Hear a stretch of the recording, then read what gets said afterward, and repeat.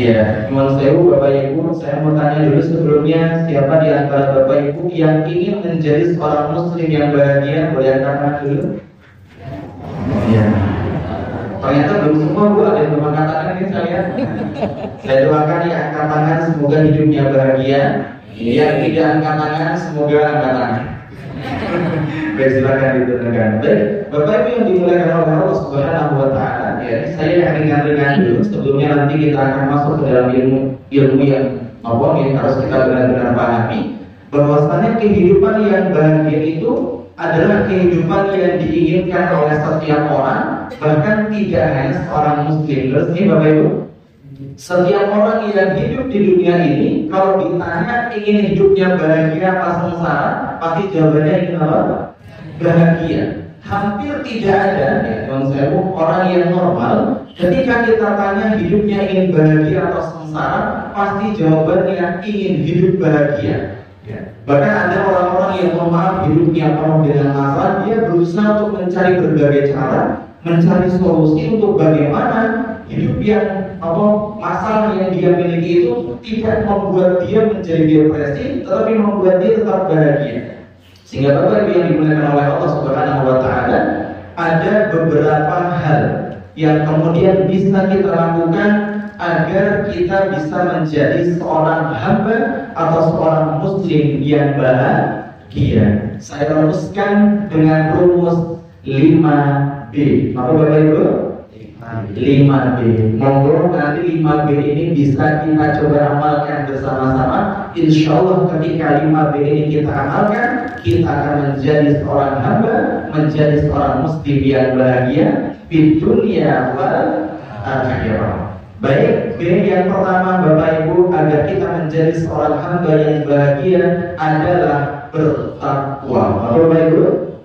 Bertakwa. Ini kunci utama seorang manusia, seorang muslim untuk bisa hidup dengan bahagia. Sehingga Bapak Ibu yang dimuliakan oleh Allah Subhanahu wa Ta'ala, saya yakin takwa itu bukanlah suatu kalimat atau suatu kata yang asing di telinga kita. Terus kira-kira arti takwa itu apa? Mas, yang pakai celana SMA, masih SMA loh Mas? Enggak. Oh, dulu berapa SMA? Habis Mas. Mungkin Pak Guru berarti kira-kira takwa itu apa Pak? Wah. Guru apa Pak? Guru bahasa Arab. Masya Allah. Apa makna takwa? Takwa apa ya? Dalam bahasa Indonesia. Dulu Latin Arabia ya Ustaz. Dulu Latin Arabia. Dengar. Takwa. Buatnya ya sekolah matematika susah ya. Sangat. Takwa itu mendekatkan diri kepada Allah. Mendekatkan diri kepada Allah. Boleh bilang saya sampingnya. Bapak Guru nama Bapak? Masih sekolah atau sudah kerja? Sekolah. Masih sekolah. Kelas berapa? 8. Kelas 8. Luar biasa. Takwa itu apa Mas? Silakan. Biasa. Nanti kalau benar saya tambah snack saya. Oh Mas, takwa itu apa? Ya pasti sering dengar kata takwa ya. Kalau Jumatan ikut Jumatan Mas ya? Ya itu kan khatib selalu ya ayuhan nas ittaqullaha haqqa tuqatih begitu ya. Nah, ayo Mas, takwa itu apa? Ya, kalau belum bisa jawab enggak boleh pulang ya. Apa Pak? Melaksanakan atau menjalankan perintah Allah dan juga menjauhi larangan Allah. Insya Allah definisinya mungkin mudah, tapi yang susah apa kira-kira Pak? Melaksanakannya kan kadang-kadang gitu. Jadi takwa itu secara definisi yang sangat mudah sekali kita pahami adalah menjalankan perintah Allah dan juga menjauhi larangan Allah. Dan definisi ini, perspektif ini ternyata bersumber dari hadis Nabi Muhammad SAW. Jadi suatu ketika Nabi kita Muhammad SAW pernah bersama dengan seorang pemuda yang bernama Abdullah bin Abbas. Itu Bapak Ibu? Abdullah bin Abbas yang biasa kita kenal dengan sebutan Ibnu Abbas.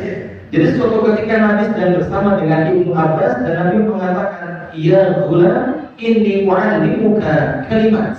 Wahai anak muda, sesungguhnya saya akan mengajarkan beberapa nasihat kepada Anda.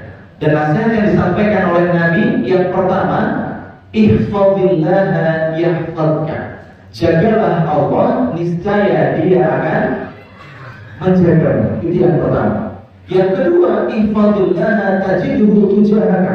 Jagalah Allah, niscaya engkau akan senantiasa mendapati Allah Subhanahu wa taala selalu ada di sisimu. Dan ternyata para ulama mensyarah hadis ini, Bapak Ibu, ini hadisnya masih panjang seperti itu.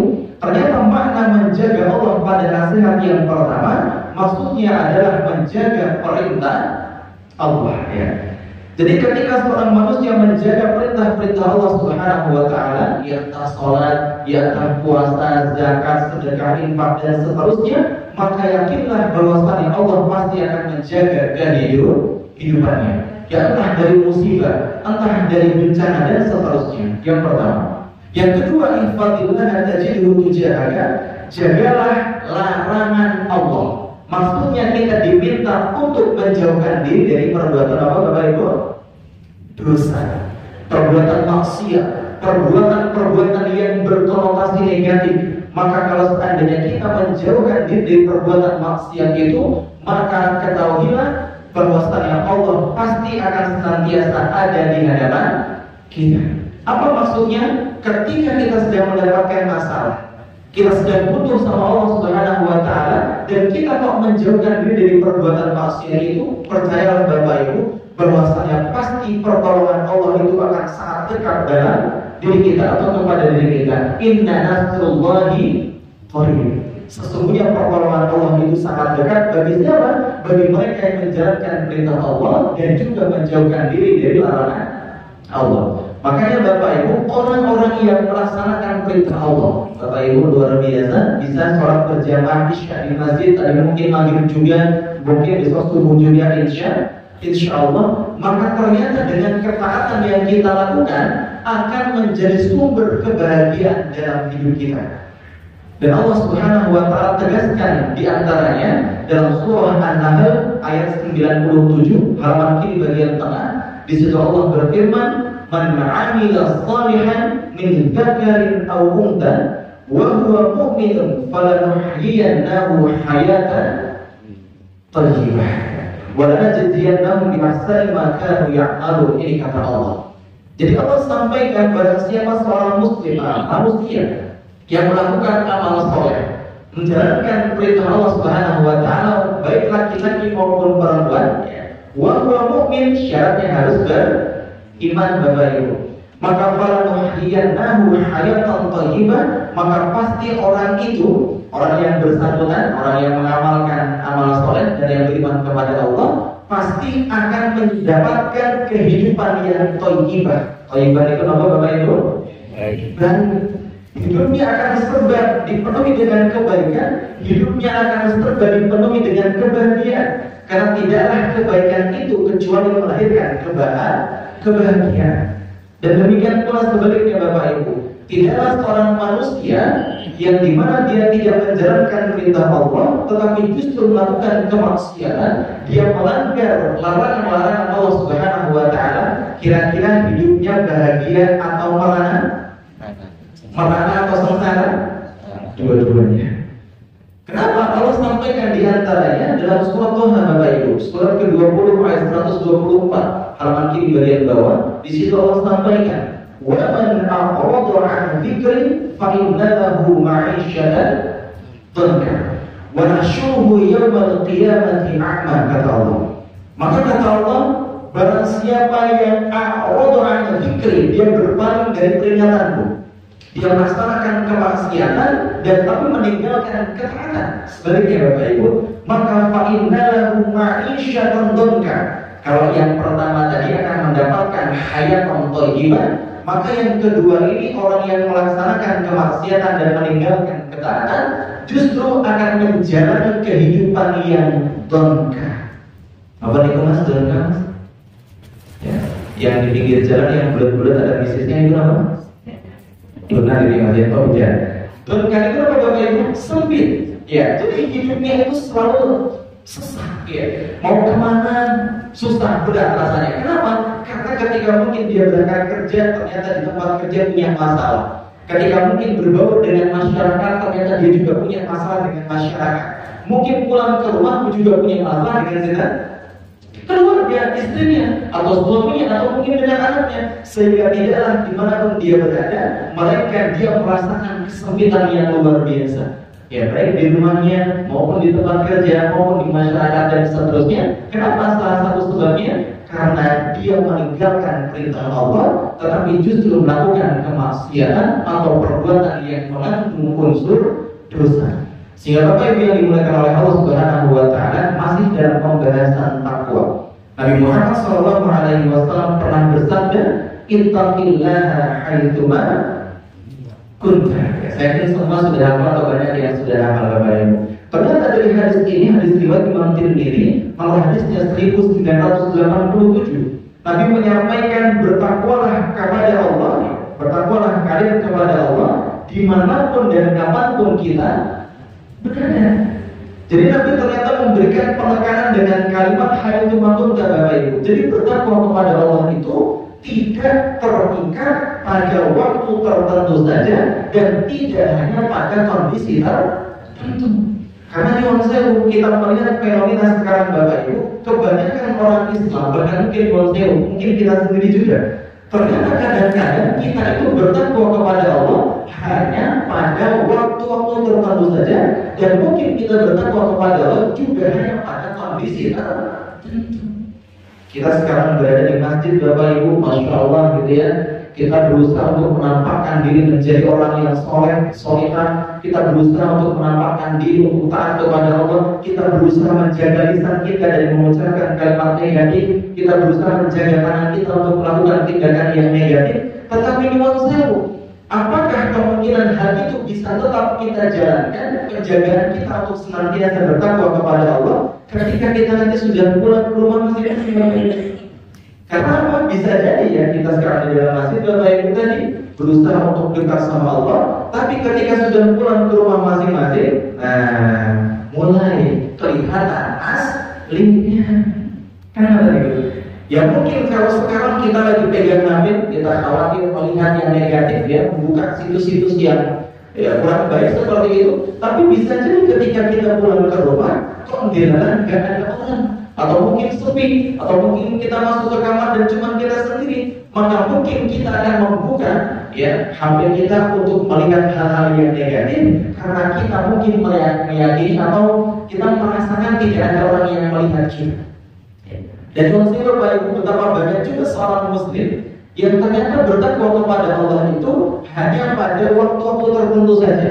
Seperti contoh, belum lama ini kan kita masuk di bulan Ramadan, berarti Bapak Ibu ini di bulan Ramadan, saya yakin di setiap masjid itu ketika khususnya sholat tarawih, jamaahnya pasti membludak. Terus nama badan Bapak Ibu?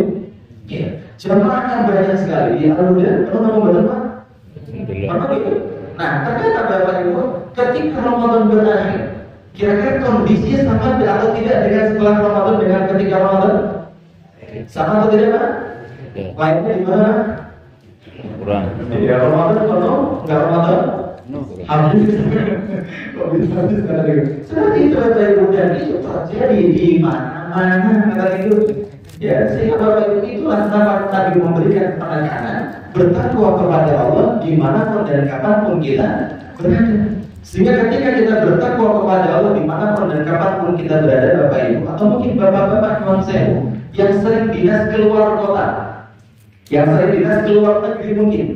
Nah, ketika misal bapak-bapak atau ibu-ibu mungkin yang juga dinas keluar kota atau luar negeri, ketika berada di tempat tinggalnya, di rumahnya, waktu rajin ke masjid, rajin baca Quran dan seterusnya, tapi belum tentu Bapak Ibu ketika kok dinas keluar kota, dinas keluar negeri misalnya, akan tetap sama kondisinya. Maka betapa banyak nuansa kasus-kasus ya, berita-berita ya seperti itulah Bapak Ibu yang ternyata hal-hal negatif itu terjadi ketika orang yang bersangkutan tidak berada di tempat tinggalnya. Ketika keluar kota misalnya terjadilah sesuatu, kenapa dia tidak bisa menjaga takwa itu dimanapun dan kapanpun dia berada. Sehingga Bapak Ibu tadi kita diawali dengan membaca Al-Quran. Surat apa tadi Bapak Ibu? Al-Fatihah, Al-Ikhlas, Al-Falaq, dan An-Nas. Itu kalau dikupas ayatnya sangat luar biasa sekali Bapak Ibu. Dan isinya ternyata juga mengandung ketakwaan kepada perintah untuk bertakwa. Dan kalau kita membaca Al-Quran Bapak Ibu, maka banyak sekali ayat-ayat yang di dalamnya itu berisi perintah untuk bertakwa kepada Allah Subhanahu wa Ta'ala. Sehingga takwa itu Allah perintahkan kita bertakwa tidak hanya di surat Al-Imran ayat 102 halaman bagian atas saja, tetapi dalam surah An-Nisa juga ada, surah Al-Baqarah juga ada, surah Al-Maidah juga ada, dan seterusnya. Ada banyak sekali ayat-ayat yang memerintahkan kepada kita untuk senantiasa bertakwa kepada Allah. Bapak Ibu, sadarkah kita? Ternyata Allah menempatkan ayat-ayat yang berisi di dalamnya perintah untuk bertakwa kepada Allah. Di antara tujuannya adalah agar hidup yang kita jalankan saat ini, hidup kita dipenuhi dengan ketakwaan kepada Allah. Kita baca surat ini ada perintah takwa, baca surat itu ada perintah takwa. Harapannya hidup yang kita jalankan pun dimanapun dan kapanpun kita berada, kita tetap menjadi hamba yang bertakwa. Sehingga ketika hidup kita bertakwa kepada Allah, Bapak Ibu percayalah, harapannya ketika kita meninggal dunia pun kita meninggal dalam kondisi bertakwa. Bapak Ibu mungkin pernah ada yang mendengar kaidah man 'asya 'ala syai'in famata 'alaihi. Barang siapa yang hidupnya itu memiliki kebiasaan di atas sesuatu, maka besar kemungkinan yang orang itu meninggal di atas kebiasaan yang sering dilakukan. Bapak Ibu, betapa banyak berita-berita yang sampai kepada kita, ya. Nyuwun sewu, bahkan ada orang-orang soleh yang mana mereka beliau-beliau ini meninggal ketika sedang melakukan ketaatan kepada Allah. Ada orang yang kemudian lagi sholat tiba-tiba meninggal dunia. Ada orang yang baca Quran tiba-tiba meninggal dunia. Ada orang yang berzikir tiba-tiba meninggal dunia. Ada orang yang ceramah tiba-tiba meninggal dunia. Kenapa kok mereka bisa seperti itu Bapak Ibu? Salah satu sebabnya diantaranya bisa jadi hidup yang dia jalankan ketika itu, dia penuhi hidupnya dengan melakukan ketaatan. Sehingga Allah cabut nyawanya Bapak Ibu, orang itu ketika dalam kondisi melakukan ketaatan kepada Allah Subhanahu wa Ta'ala juga. Dan begitu pula sebaliknya, betapa banyak berita-berita Bapak Ibu, orang-orang yang meninggal dunia ketika tengah melakukan perbuatan apa? Maksiat. Ada yang lagi minum minuman keras tiba-tiba meninggal dunia, lagi main judi tiba-tiba meninggal dunia. Tapi kalau sekarang judi itu nggak harus kumpul ya Pak, betul Mas ya? Ada apa istilahnya? Judi online. Juga tahu Mas ya? Pernah belum Mas? Oh jangan ya Mas ya, jangan. Jadi sekarang itu Bapak Ibu banyak sekali alhamdulillah ya perbuatan maksiat itu yang bisa diakses dari handphone gitu ya. Itu tadi yang kembali tadi, ada orang yang main judi meninggal dunia, orang-orang bahkan saya ada berita kakek-kakek yang berzina tiba-tiba meninggal di dunia. Alhamdulillah min dzalik. Maka jangan dimuliakan oleh Allah Subhanahu wa Ta'ala. Satu kunci utama untuk menggapai hidup yang bahagia adalah menjadi hamba yang bertakwa. Itu yang pertama. Yang kedua Bapak Ibu, agar kita menjadi seorang muslim atau menjadi seorang yang bahagia adalah dengan cara yang kedua, yaitu bersyukur. Apa Mas? Bersyukur. Bapak Ibu, saya yakin bersyukur pun bukan menjadi sesuatu hal yang asing di tengah-tengah kita. Oleh karenanya Allah sampaikan dalam surah 14, surah Ibrahim ayat 7 halaman kiri bagian atas. Di situ Allah berfirman, wa in ta'adzana rabbukum la in syakartum la azidannakum wa la in kafartum inna 'adzabi lasyadid. Ini salah satu ayat yang pertama. Dan ingatlah ketika Tuhan memaklumkan, kalau kita baca terjemahannya ternyata para penerjemah itu menggunakan kata memaklumkan. Artinya sesuatu hal yang pasti diketahui akan terjadi, itu hal-hal yang dimaklumi. Maka orang yang bersyukur, kata Allah, la in syakartum, kalau kalian bersyukur maka pasti akan aku tambah, la azidannakum. Dan makna la azidannakum ini tidak hanya bermakna tambahan dalam bentuk kuantitas, tidak hanya tambahan dalam bentuk jumlah, tetapi tambahan dalam bentuk barokah di antara Bapak Ibu. Yang pertama, Yang kedua, wala in kafartum, kalau kalian kufur, ingkar, inna adzabi lasyadid. Maka sesungguhnya azabku itu sangat pedih. Itu ayat yang pertama. Yang kedua, Bapak Ibu, dalam surah Luqman, surat ke-31 ayat 12 halaman kiri bagian atas, di situ Allah sampaikan, wa laqad atayna luqmanal hikmata an yashkur wa may yashkur fa innama yashkuru li nafsi wa man kafara fa inna Allaha ghaniyyun hamid. Maka di ayat tersebut Bapak Ibu, Allah juga kembali sampaikan, dan ingatlah ketika Luqman mendapatkan hikmah dari Allah Subhanahu wa taala, itu diantaranya yang pertama, bersyukurlah kepada Allah, maka sesungguhnya syukur yang kita lakukan itu akan kembali kepada diri kita. Fa inna ma yashkuru li nafsihi wa man kafara, tetapi barang siapa yang ingkar kepada Allah Subhanahu wa taala, fa inna Allaha ghaniyyun hamid, sesungguhnya Allah Maha Kaya lagi Maha terpuji. Itu yang kedua. Hadis Nabi Bapak Ibu, Nabi pernah bersabda, man la yashkurul qalil la yashkurul katsir. Barang siapa yang tidak bersyukur kepada yang sedikit, maka hakikatnya dia tidak bersyukur kepada yang banyak. Wa man la yashkurun nas la yashkurillah. Barang siapa yang tidak berterima kasih, barang siapa yang tidak bersyukur kepada manusia, maka seperti orang itu tidak bersyukur kepada Allah. Bapak Ibu yang dimuliakan oleh Allah Subhanahu wa taala, para ulama menjelaskan terkait dengan makna syukur. Di antaranya Imam Al-Ghazali rahimahullah pernah menyampaikan, inti dari syukur itu adalah sesuatu yang tampak, nikmat yang kemudian ditampakkan pertama dari lisan kita, yang kedua dari hati kita, dan yang ketiga dari perbuatan kita. Betul. Jadi syukur itu ternyata meliputi tiga aspek ini Bapak Ibu. Yang pertama, syukur dari lisan kita, sehingga ketika kita mendapatkan nikmat dari Allah Subhanahu wa taala, maka lisan kita secara spontan mengucapkan apa? Alhamdulillah. Itu yang paling simpel sekali. Maka setelah kita mengucapkan alhamdulillah Bapak Ibu, maka lisan kita pastikan kita gunakan untuk mengucapkan kalimat-kalimat yang mana dia kalimat itu melambangkan kesyukuran untuk dikembalikan kepada Allah Subhanahu wa taala. Maksudnya bagaimana? Betapa banyak Bapak Ibu orang-orang yang dia ternyata mencapai suatu keberhasilan tertentu, entah kemudian menjabat suatu jabatan yang kemudian dia dapatkan, entah dia mendapatkan sesuatu yang dia inginkan, entah kemudian dia punya apa dan seterusnya. Betapa banyak di antara mereka yang kemudian mereka sampaikan dengan lisan mereka itu, nih, keberhasilan saya itu hasil dari apa? Iya, keringat sendiri, usaha saya sendiri, saya kerja dari pagi sampai malam, saya kerja merantau ke negara tetangga misalnya, saya pulang-pulang bisa beli ini, nyuwun sewu. Kalau seandainya itu yang kita ucapkan, ternyata kalimat itu belum mengandung unsur rasa syukur. Karena apa? Keberhasilan yang dia dapatkan justru dia sandarkan kepada dirinya sendiri, bukan kepada Allah.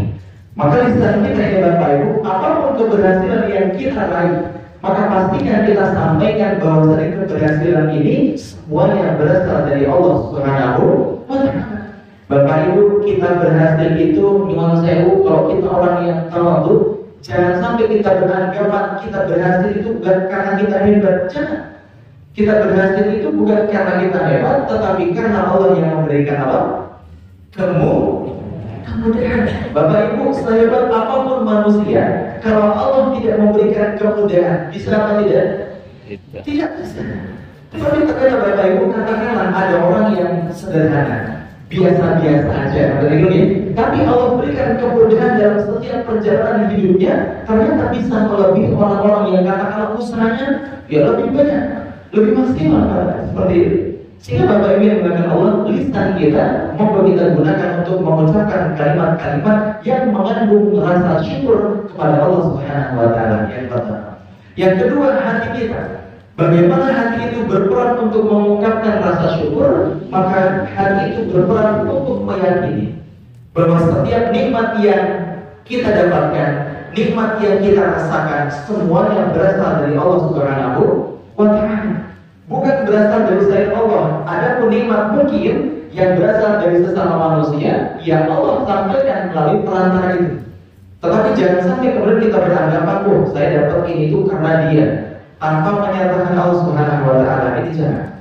Yang kedua, dari ketiga Bapak Ibu, ternyata syukur itu pun harus diungkapkan dengan perbuatan kita. Ini yang cukup berat Bapak Ibu.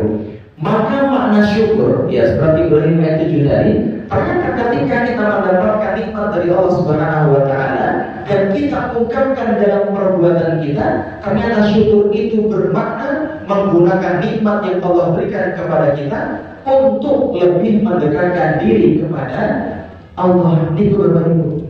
Jadi Allah memberikan kepada kita nikmat kesehatan misalnya. Maka dengan nikmat kesehatan itu kita gunakan untuk melakukan aktivitas yang bisa mendekatkan diri kepada Allah. Allah memberikan nikmat kita, nikmat materi kepada kita, maka kita gunakan harta kita untuk sedekah di jalan Allah, untuk infak di jalan Allah, membantu orang lain. Maka itu adalah perbuatan syukur. Dan sebaliknya Bapak Ibu, ketika kita mendapatkan nikmat dari Allah Subhanahu wa Ta'ala, entah kesehatan, entah kesempatan, entah materi tadi, dan kalau seandainya kita mendapatkan nikmat itu dan dari nikmat itu kita gunakan untuk kemaksiatan, dikasih kesehatan oleh Allah tapi digunakan untuk melakukan perbuatan maksiat, dikasih harta oleh Allah Subhanahu wa Ta'ala tapi digunakan untuk melakukan maksiat, ya tadi main judi, slot, ya dan seterusnya seperti itu ya. Maka mohon maaf, itu adalah perbuatan kufur yang ternyata diancam oleh Allah Subhanahu wa Ta'ala. Inna adabi lasyadid. Bapak Ibu, Nabi pernah menyampaikan kisah yang sangat berharga. Masya Allah, dan setengah 9 gak terasa. Bapak Ibu, dulu Nabi pernah menyampaikan kepada para sahabat, wahai sahabatku, pernah ada orang di antara kalian 3 orang, ya. Dan 3 orang itu ternyata Allah puji dengan penyakit yang berbeda-beda. Mungkin Bapak Ibu pernah dengar atau dengar. Jadi orang pertama ternyata Allah puji dengan penyakit apa Bapak Ibu? Kusta, penyakit kulit. Itu yang pertama. Orang kedua dipuji dengan penyakit apa Bapak Ibu? Tidak punya rambut alias gundul. Saya punya diri salah satu orang yang baru ini. Yang ketiga, Allah puji dengan penyakit apa? Buta, tidak bisa melihat. Nah ini ada pelajaran syukur yang luar biasa Bapak Ibu. Nah, jadi Bapak Ibu intinya orang pertama, orang yang punya penyakit apa tadi Bapak Ibu? Kusta, penyakit kulit. Itu didatangi oleh malaikat. Dan kemudian malaikat berdialog dengan orang pertama. Wahai fulan, apa yang Anda inginkan? Maka orang yang pertama mengatakan, saya ingin saya disembuhkan dari penyakit saya ini supaya orang-orang tidak jijik melihat saya. Maka dengan izin Allah, kemudian Allah menyembuhkan orangnya dari penyakit kusta itu. Dan malaikat kembali bertanya kepada itu, wahai fulan, harta apa yang engkau inginkan? Kira-kira jawabannya apa Bapak Ibu? Saya ingin apa Pak? Lembu atau pesawat Bu? Ya, ingin lembu, ingin unta dulu yang pertama. Ingin seekor unta, akhirnya dikasih sama Allah unta yang lagi mengandung atau lagi bunting lah seperti itu. Itu orang pertama selesai, maka malaikat ini mendatangi orang kedua Bapak Ibu, orang yang apa tadi? Gundul, tidak punya rambut seperti itu. Dan malaikat tanya, wahai Tuhan, apa yang Anda inginkan? Orang itu mengatakan, saya ingin memiliki rambut seperti halnya orang-orang seperti itu. Maka dengan izin Allah, rambut yang kepala yang semula itu tidak ada rambutnya sama sekali, akhirnya tumbuh rambut yang sangat luar biasa indahnya. Maka malaikat kembali bertanya, wahai fulan, harta apa yang engkau inginkan? Maka yang kedua, orang ini menginginkan apa lagi? Lembu atau seekor sapi. Maka dikasih sapi yang lagi hamil seperti itu. Kemudian datanglah malaikat ke orang yang ketiga yang berpenyakit apa Bapak Ibu? Buta.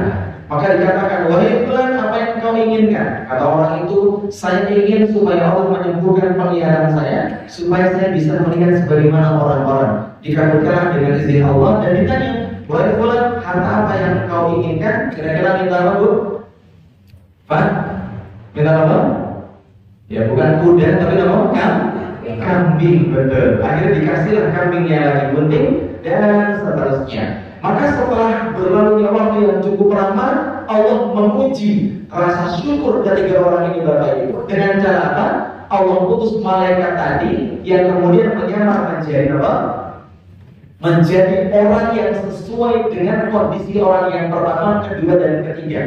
Maka malaikat ini mendatangi orang pertama yang dalam kondisi wujud yang punya penyakit kusta dan seterusnya. Akhirnya datanglah ke orang pertama, wahai fulan, sesungguhnya saya adalah orang yang miskin yang sedang melakukan perjalanan jauh, bekal saya habis.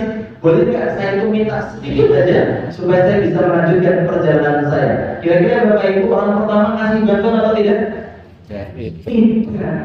Tidak dikasih seperti itu. Enggak, kamu kalau mau dapat ini, kamu harus mau bekerja dan seterusnya.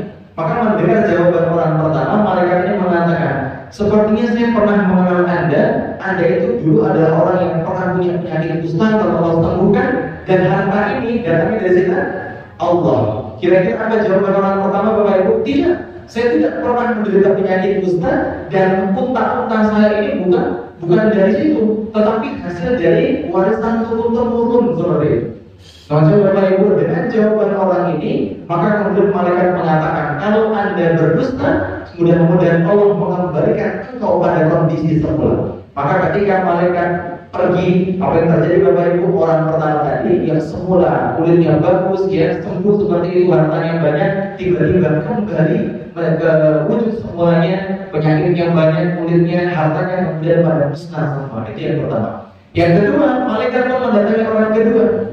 Orang yang semula punya penyakit gundul, ya akhirnya sama minta bantuan, tidak dikasih, dan juga sama mengatakan harta itu bukan dari Allah, tapi dari ya usaha saya dan seterusnya. Akhirnya kalau Anda berbohong, mudah-mudahan Allah melenyapkan harta Anda ini. Ternyata lenyap juga. Barulah orang yang ketiga, Bapak Ibu, malaikat mendatangi orang yang ketiga, kemudian dikasih bantuan. Dan akhirnya apa? Dia tahu, ya saya itu dulu orang yang buta dan harta saya ini dari Allah, maka Anda ambillah apa yang Anda butuhkan seperti itu. Dan ternyata apa Bapak Ibu? Malaikat hanya memuji orang itu dan mengatakan tidak, saya diutus oleh Allah untuk memuji ketiga orang itu. Maka dua orang saudara mereka tidak lolos, sedangkan engkau lolos, maka silakan manfaatkan. Dan ternyata harta itu kembali dan ditambah berkahnya oleh Allah Subhanahu wa ta'ala. Yang ceritanya panjang Bapak Ibu. Yang kedua, yang ketiga, kunci agar hidup kita menjadi bahagia adalah bersabar. Apa Bapak Ibu? Bersabar. Ini Bapak Ibu. Bapak Ibu yang dimuliakan oleh Allah Subhanahu wa ta'ala, tehnya masih ada atau habis Bapak Ibu? Masih ya? Alhamdulillah. Kalau habis mungkin bisa pulang dulu Pak, ambil lagi. Ya, terus Bapak Ibu bersabar. Dalam surah Az-Zumar, surat ke-39 ayat 10 halaman kanan bagian bawah, baris paling bawah sendiri, Allah berfirman, innama yuwaffas sabiruna ajrahum bighairi hisab, kata Allah. Sesungguhnya hanyalah orang-orang yang bersabar yang akan disempurnakan pahala tanpa batas, tanpa hitungan tertentu. Ternyata Allah berikan pahala kepada orang-orang yang bisa bersabar. Yang pertama. Yang kedua, Allah juga sampaikan dalam surah Fussilat, surat 41 ayat 35 halaman kiri bagian tengah. Situ Allah sampaikan, wa ma yulaqqaha illa alladziina sabaru wa ma yulaqqaha illa dzu hazzin 'azim. Maka tidaklah sifat-sifat baik itu, kata Allah, melainkan kecuali dianugerahi kepada orang-orang yang bersabar. Jadi Bapak Ibu, orang-orang yang bersabar, orang-orang penyabar itu pasti memiliki akhlak yang baik. Dan biasanya orang-orang yang karakternya buruk, yang akhlaknya tidak baik, orang itu biasanya tidak penyabar. Orang yang suka marah, orang yang mudah tersinggung dan seterusnya, biasanya kalau dipuji sama Allah dia tidak mudah sabar. Artinya apa? Dia selalu protes, selalu gak terima dan seterusnya. Dan kemudian Bapak Ibu yang dimuliakan oleh Allah Subhanahu wa ta'ala, para ulama ternyata membagi sabar itu menjadi berapa bagian Bapak Ibu? Ada yang bisa? Ya Pak? 3, betul sekali. Jadi sabar itu kata para ulama dibagi menjadi 3. Yang pertama apa Bapak Ibu? Jalankan Sabar dan taatan. Betul. Jadi ternyata ketika kita melakukan ketaatan kepada Allah, kita harus menetapkan, menyertakan sabar dalam ketaatan yang kita lakukan. Bukankah Allah Subhanahu wa ta'ala berfirman dalam surat 20, surat Toha ayat 132 halaman kanan bagian tengah, di situ Allah berfirman, wa'mur ahlaka bis-sholati wastabir 'alaiha. ini Bapak Ibu. Jadi Allah katakan dan perintahkan kepada keluargamu itu untuk melaksanakan sholat wastabir alaiha, dan bersabarlah dalam melaksanakan ibadah itu. Kenapa Bapak Ibu? Ternyata ibadah yang kita lakukan ternyata membutuhkan yang namanya apa? Ya, kesabaran, perjuangan, dan juga pengorbanan. Bapak Ibu, keberadaan Bapak Ibu di dalam masjid saat ini kira-kira ada betul yang dikorbankan? Ada betul Pak? Oh, betul-betul saya udah pasrah. Ada memang ini apa? Waktu yang kedua apa? Mungkin ada di antara bapak-bapak atau ibu-ibu yang sudah capek yang sudah lelah bekerja dari pagi sampai sore, tapi malamnya harus ibadah dan seterusnya. Maka fisik kita pun juga dikorbankan. Yang ketiga, keluarga kita. Ada di sini yang manusia satu keluarganya ikut masih semua, boleh kan? Suami, istri, anak-anaknya, simbahnya, cucunya. Betul nih. Nah ternyata ada yang di rumah dan ternyata harus kita korbankan. Itu baru sholat Bapak Ibu. Belum puasa. Ya betapa banyak yang kita korbankan ketika kita berpuasa. Sebentar lagi kita akan masuk di hari raya Bapak Ibu, Idul Adha. Allah juga sampaikan Bapak Ibu dalam surah 37, surat As-Saffat ayat 102, halaman bagian bawah. Di situ Allah berfirman, "Falamma balagha ma'ahu sa'ya qala ya bunayya inni ara fil manami anni azbaruka fanzur madza tara." Kata Nabi Ibrahim.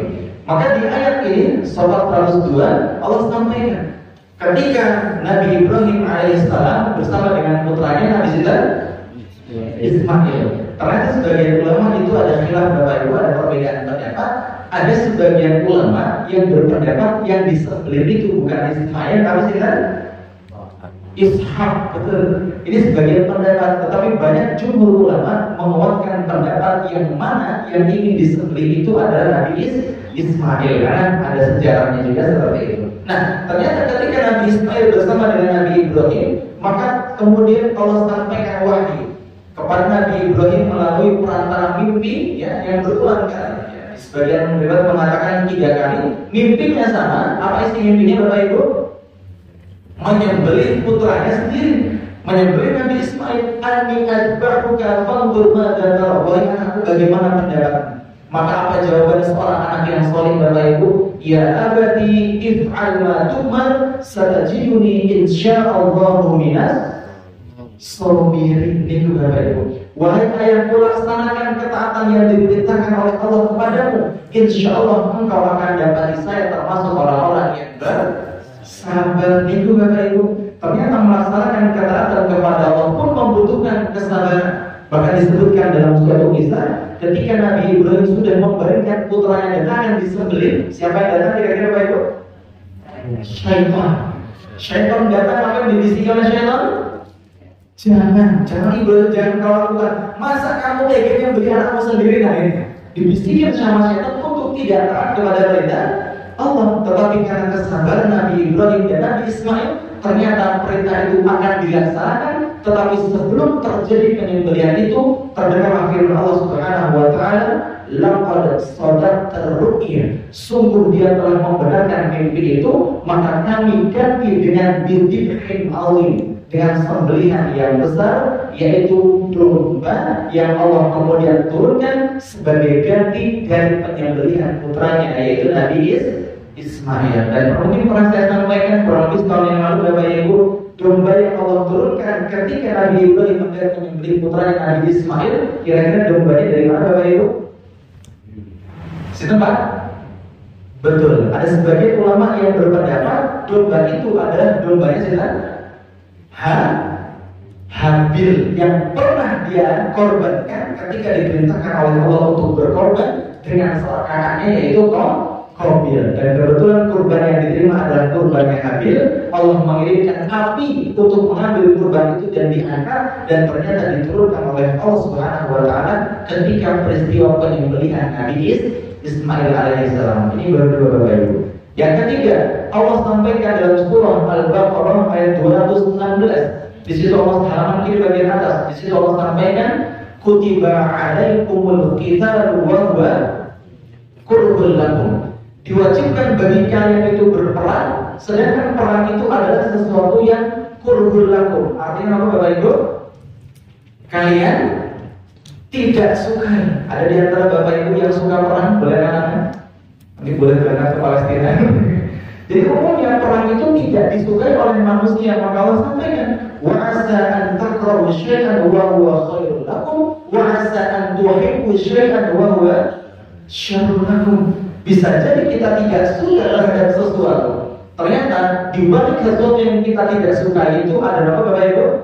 Kebaikan. Dan bisa jadi sesuatu yang kita suka itu justru dalam pandangan Allah tidak baik. Sehingga Bapak Ibu, kesabaran yang pertama adalah kesabaran dalam melaksanakan ketaatan kepada Allah Subhanahu wa Ta'ala. Yang kedua, sabar dalam meninggalkan perbuatan maksiat. Bapak Ibu yang dimuliakan oleh Allah, ternyata meninggalkan perbuatan maksiat itu juga membutuhkan yang namanya kesabaran. Bapak Ibu, betapa sering kita itu nafsu kita menggoda kita, membujuk kita untuk melakukan perbuatan maksiat. Betul?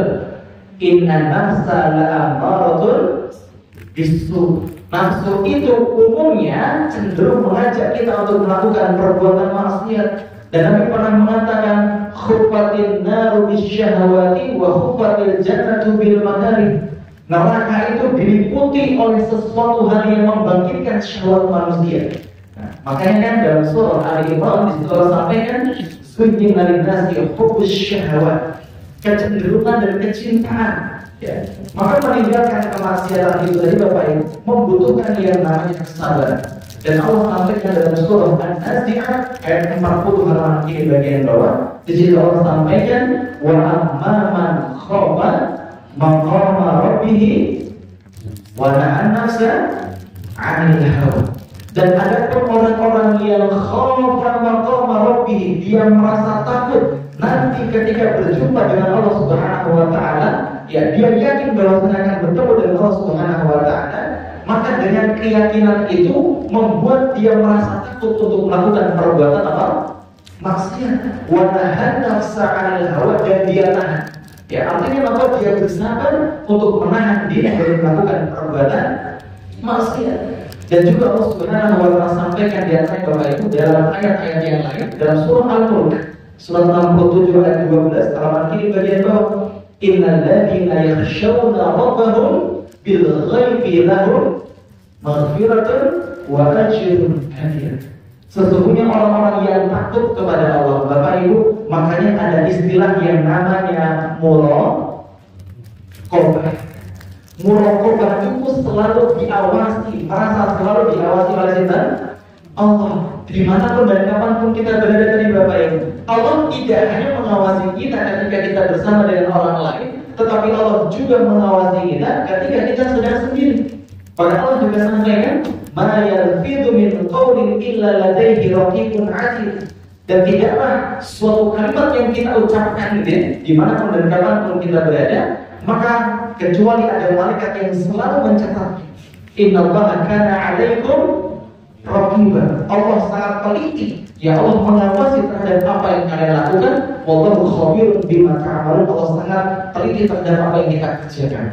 Sehingga Bapak Ibu meninggalkan kemaksiatan membutuhkan yang namanya kesabaran. Betapa banyak orang yang bisa bersabar dalam melaksanakan ketaatan, tetapi sangat sedikit sekali orang-orang yang bisa bersabar dalam meninggalkan kemaksiatan. Yang kedua, yang ketiga Bapak Ibu, sabar dalam menerima ketetapan Allah. Ini Bapak Ibu yang pasti terjadi pada diri kita.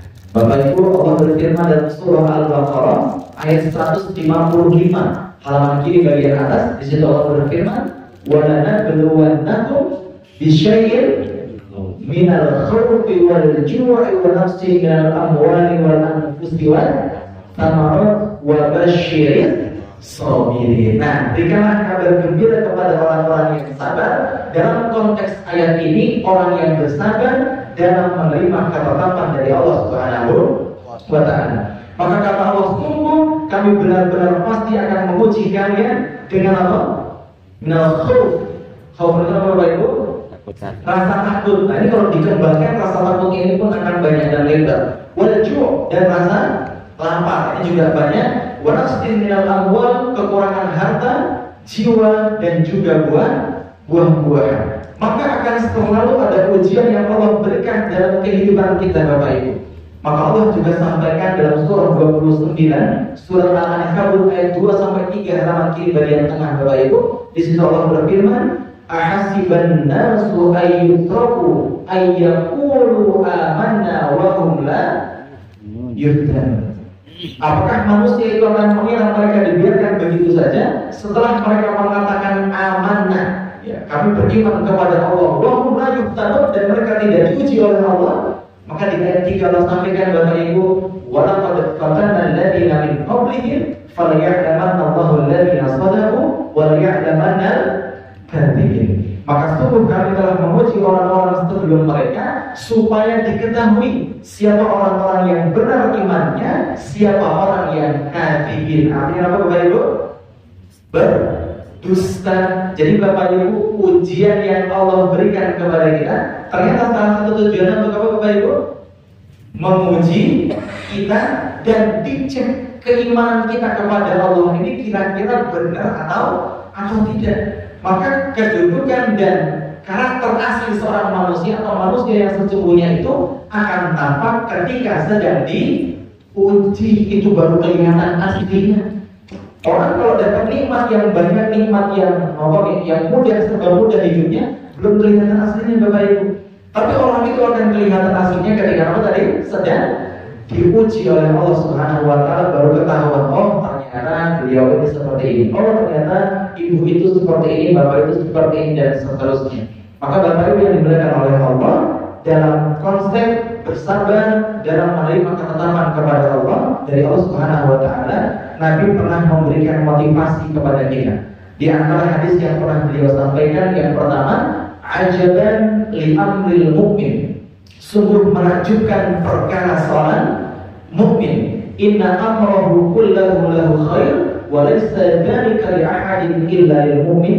Dan yang demikian itu tidak terjadi kecuali pada diri seorang mukmin. Artinya yang bisa merasakan ini Bapak Ibu hanya orang-orang yang benar-benar beriman. Bukan iman yang sekedar keluar dari lisan, tetapi iman yang menancap di hati dan dibuktikan dengan perbuatan. Bagaimana bentuknya? Kata Nabi, in asabat as-sarra'u syakara fakana khairul.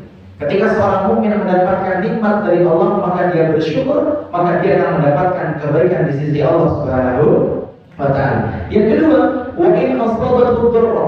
Ketika seorang mukmin itu mendapatkan ad-dharra, kesempitan, ujian, musibah dan seterusnya, maka saudara, dia bersabar, wa kana khairullah, dan dia akan mendapatkan kebaikan di sisi Allah Subhanahu wa Ta'ala. Dan Nabi juga pernah bersabda Bapak Ibu, ma yusibul muslim min nasabin wala wasabin wala hamin wala ghamin hatta syaukatu yushaquha illa kafara Allahu bihi min khataya atau kama qala sallallahu alaihi wasallam. Tidaklah seorang muslim itu mendapatkan ujian, rasa sakit, kegelisahan, kekhawatiran, bahkan sampai duri yang menusuk dirinya, dan dia bersabar, kecuali hal-hal tadi itu menjadi sebab dosa-dosanya diampuni, digugurkan oleh Allah Subhanahu wa Ta'ala karena bersabar. Sehingga Bapak Ibu, monggo marilah sama-sama kita menjadi orang yang bersabar. Karena tadi Bapak Ibu, orang yang bersabar itu akan mendapatkan pahala tanpa batas. Ini sudah bilang berapa Bapak Ibu? 3. Masya Allah, masih konsentrasi. Berarti kurang berapa Pak? 2. Kurang 2. Masih semangat Bu ya? Sampai jam 11 kayaknya ya. Benar ya. Yang keempat Bapak Ibu, yang keempat adalah berzikir. Bapak Ibu, kalau kita ingin menjadi seorang hamba yang bahagia, jangan lewatkan zikir dalam hidup kita. Maka Allah sampaikan dalam surah ketiga, surah Ali Imran ayat 190 sampai 191, halaman bagian tengah. Di situ Allah berfirman, inna fi khalqis samawati wal ardi wa ikhtilafil laili wan nahar la ayatin li ulil albab. Sesungguhnya pada penciptaan langit dan bumi, pada pergantian siang dan malam, itu banyak sekali tanda-tanda kebesaran Allah bagi ulil albab, orang-orang yang selalu dekat sama Allah, orang yang selalu ingat sama Allah. Dan ternyata Allah jelaskan di ayat 91 tadi Bapak Ibu, 191. Siapa sih orang-orang yang termasuk tergolong dalam ulil albab itu? adalah alladzina yadhkurunallah qiyaman wa qu'udan wa 'ala junubihim. Betul. Jadi orang-orang yang tergolong dalam ulul albab itu adalah orang-orang yang selalu ingat sama Allah apapun kondisinya, baik ketika berdiri. Nah, Bapak Ibu, betapa banyak aktivitas yang kita lakukan, ya kemudian kita berdiri, ya entah kita sholat, entah kita bekerja, entah kita komunikasi dan seterusnya. Ternyata kesibukan dunia yang dilakukan tidak membuat orang itu lalai dari zikir. Yang pertama, wa qu'udan, dan ketika duduk, Bapak Ibu, betapa sering kemudian kita duduk tidak hanya di masjid, mungkin di tempat kerja, mungkin di restoran, mungkin di mana tempat wisata dan seterusnya.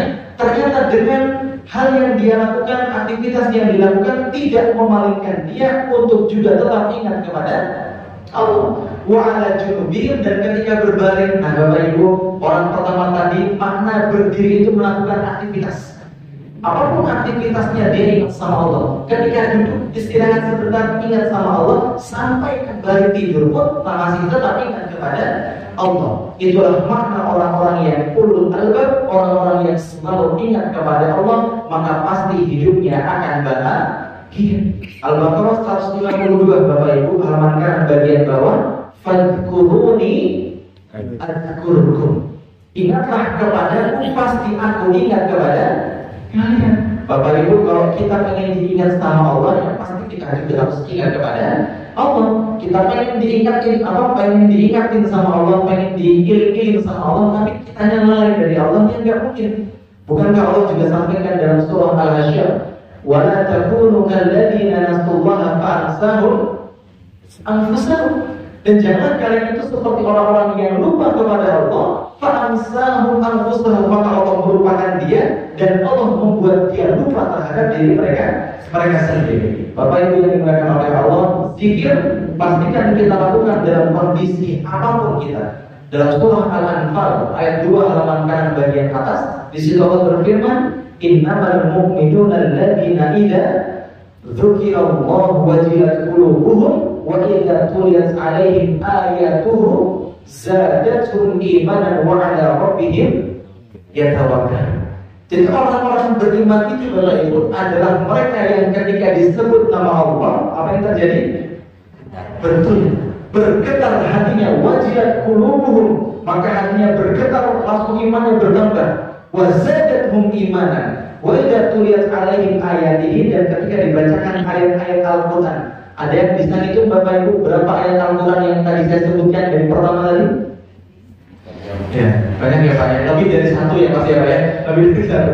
Ketika kita mendengar ayat-ayat Allah, maka kemudian keimanan kita meningkat. Kenapa? Karena dia orang yang beriman. Itu ciri orang beriman, Bapak Ibu. Sehingga kalau misal kita mengatakan diri kita beriman, tapi kok disebut nama Allah, hati kita biasa-biasa aja. Dan ketika dibacakan ayat-ayat Al-Quran pun kita biasa-biasa aja, gak ada efek sama sekali. Maka keimanan kita perlu diperlukan. Karena itu rumus dari Allah Subhanahu wa Ta'ala ketika kita ingin mengecek keimanan kita kepada Allah. Yang keempat, yang kelima terakhir Bapak Ibu, agar hidup kita bisa menjadi muslim atau hamba yang bahagia, jangan lewatkan hidup kita dari berdoa. Apa Bapak Ibu? Ini yang terakhir. Meskipun masih banyak, tapi saya cukupkan yang kelima, yaitu berdoa. Bapak Ibu, dalam surah Al-Baqarah ayat 186 halaman kiri bagian bawah, di situ Allah berfirman, wa idza sa'alaka 'ibadi 'anni fa inni qarib. Nah, sudah apa semuanya?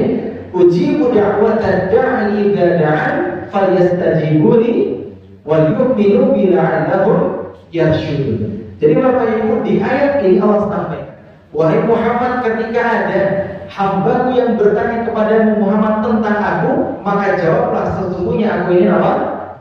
Dekat, qarib. Maka bukti Allah itu dekat apa? Uji da'watad da'i idza da'an, aku mengijabah, memperkenankan setiap doa yang dimintakan kepada aku. Itu kata Allah. Artinya apa Bapak Ibu? Allah itu sangat dekat kepada kita.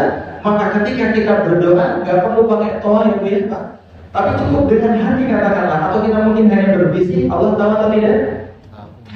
Allah mendengar apa yang kita minta. Maka kita diberitakan untuk senantiasa berdoa kepada Allah Subhanahu wa ta'ala. Dan juga Bapak Ibu, Nabi pernah bersabda, "Man min muslim yad'u bi da'watin laisa fiha ithmun wa la qati'atur rahim illa atallahu biha ihda thalathin."